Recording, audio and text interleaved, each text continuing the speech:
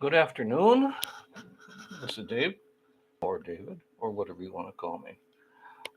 Just basically, I'm giving you an update on what's been going on since last time we talked. As you all know, Facebook was down. As you all know, the world is not becoming a better place to live in. However, we are suffering from the ancient Chinese curse.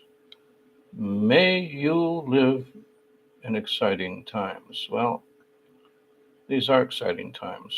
We're watching the first step of the American Empire beginning to collapse from within, much as the Roman Empire did. When we have a professional army, we actually have lost control of the government. The only way to retain control of the government is to have 2 years obligated service for all men and women that graduate from high school or don't graduate from high school when they reach 18 years of age. Obligatory as a prelude to going to a junior college or a university or even a trade school. In return for this, the government will pay for their school. So essentially, those who serve will receive a free education of their choice. Besides turning people into perhaps a more educated group, the fact that there is a citizen army trained in weaponry, trained in movement, mobility, is a very important check on irresponsible government. It's one thing to be a gun owner in your own home or maybe a half assed militia member, but it's another thing to understand and to participate in organizing company level, battalion level, regimental level operations. And many of these draftees may choose to extend their service, which will be a very, very valuable thing when they return to the civilian sector. The decline of Rome and the decline of America started when there was no citizen army. They depended on mercenaries and outside help. Now, essentially, if you are a professional soldier being paid to serve in the armed forces, you are ultimately a mercenary soldier. I know that sounds hard, but it's true. So, in order to serve your country, you have to volunteer to become a mercenary soldier, a mercenary servant of the government.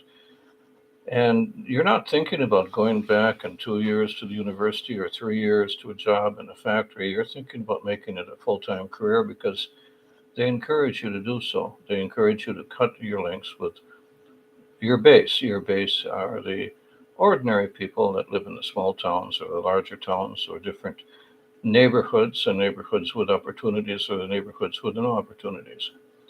Also, the fact that there will be a draft of everybody that's physical fit, all the physical fit 18-year-olds, so all across the country will be drafted. This means that the units that you serve in will be totally integrated and you'll have an opportunity to come into first-hand contact with the people from the inner city and then with the people from the rural farm community. And you begin to have a greater understanding of the beauty of America. And the beauty of America is that we are all one people.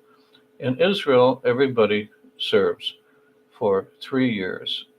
When they hit age 18, the girls serve for 2 years, either in the army or in alternate service.